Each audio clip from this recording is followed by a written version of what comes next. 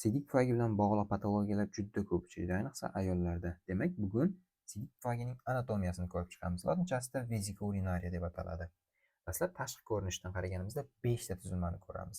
Yon tarafdan qaraydigan bo'lsak, yuqorgi qismida, ya'ni qorin parda kelib birikadigan qismida korpus vesika deb ataladi va uning ostida esa uning tubi siydik pufagining fundus qismi joylashgan bo'ladi. Aynan fundus qismida esa siydik pufagining bo'yni, serviks joylashgan bo'ladi.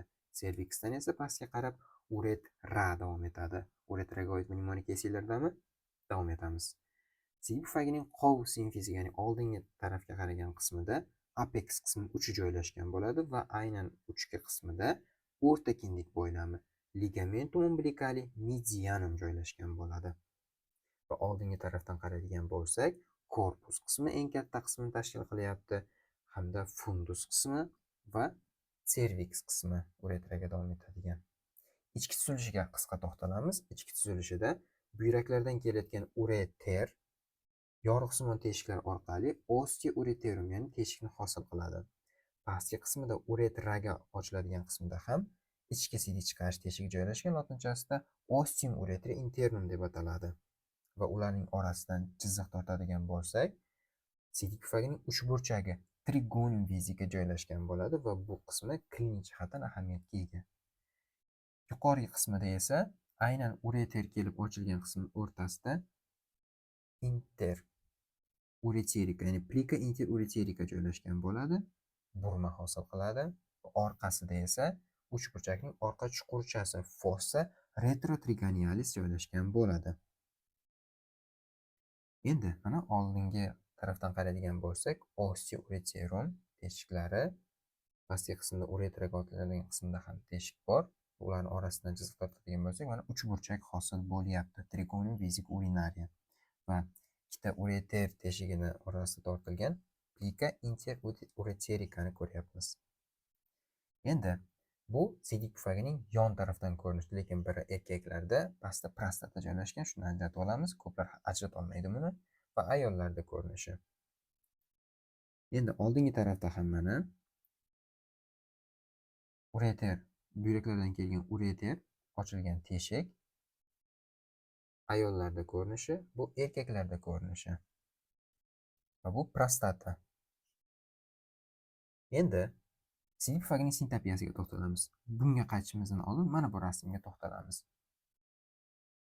Ya'ni birinchi erkaklarda ko'rib chiqamiz. Oldingi tarafdan mana bu siydik pufagi, vesika urinaria, oldingi tarafdan qov simfizi, simfizis pubica joylashgan bo'ladi, mana ko'ryapmiz. Orqa tarafdan esa rektum joylashgan bo'ladi, ya'ni to'g'ri ichak. Yuqoridan esa ingichkichakning tuzilmalari, intestinum tenue joylashgan bo'ladi. Pastida esa prostata joylashgan bo'ladi. Buni klinik jihatdan bilib olishimiz kerak. Keyingisi ayollarda siydik pufagi quyidagicha joylashgan bo'ladi. Erkaklarga o'xshab oldingi qismda qov simfizi, ya'ni simfizis pubica joylashgan bo'ladi. Orqa tarafda endi biroz farq qiladi. Vagina, ya'ni qin yo'li joylashgan bo'ladi. Yuqorisida esa uterus, ya'ni bachadon joylashgan bo'ladi. Pastida esa diafragma urogenitali joylashgan bo'ladi. Endi orqaga qaytamiz. Mana shu hozir gaplashganlarimiz hammasi yozuv ko'rinishida o'qib olamiz.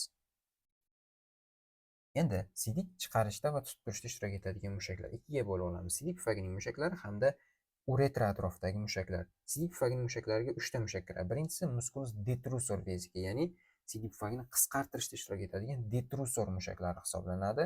Ikkinchisi esa siydik pufagining o'zining sfinkteri, musculus sphincter vesika deb ataladi. Va uchinchisi esa biz gaplashdik-ku trigonium sohasini. O'sha yerda joylashgan mushak qismi uchburchak mushagi, ya'ni musculus trigonium vesika deb ataladi. Endi uretradagi ikkita sfinkter klinik jihatdan juda muhim ahamiyatga ega. Birinchisi musculus sphincter uretra internus, ya'ni ichki sfinkter hisoblanadi. Hamda tashqi sfinkter musculus sphincter uretra externus. Uni qanday ahamiyatga egaligini keyingi slaydda ko'ramiz. Manaki. Xo'p, o'zi normal holatda biz siydikni tutib turish uchun sfinkterlar, tashqi va ichki sfinkter qisqargan holatda bo'lishi kerak. Detrusor mushaklari bo'shashgan holatda bo'lishi kerak. Siydik chiqarib yuborish uchun esa teskarisi. Detrusor mushaklari qisqarish kerak, sfinkter mushaklari bo'shashi kerak. Endi patologiyada qanaqa bo'ladi? Patologiyada detrusor mushaklari kuchli qo'zg'alib ketadi, sfinkter mushaklari bo'shashib qoladi va shunday holatda oddiygina yo'talganda, kulganda yoki sakraganda o'sha siylikni chiqarish holatlari bo'ladi. U bilan bog'liq patologiyalarni keyinroq gaplashamiz. Mana bu yerda ko'rishimiz mumkin, musculus detrusor vesiki bu ichki sfinkter, mana tashqi sfinkter juda oson ajratib olsak bo'ladi. Endi qorin parda bilan qoplanishiga ko'ra har xil taxminlar bor. Biz ko'radiganimiz o'zi asosan siydik pufagi mezoperitonial qoplangan bo'ladi. Topografik jihatdan to'lgan siydik pufagini mezoperitonial deymiz. Bo'sh siydik pufagini esa ekstraperitonial, ikkinchi nomi subperitonial a'zo ham deb ataymiz.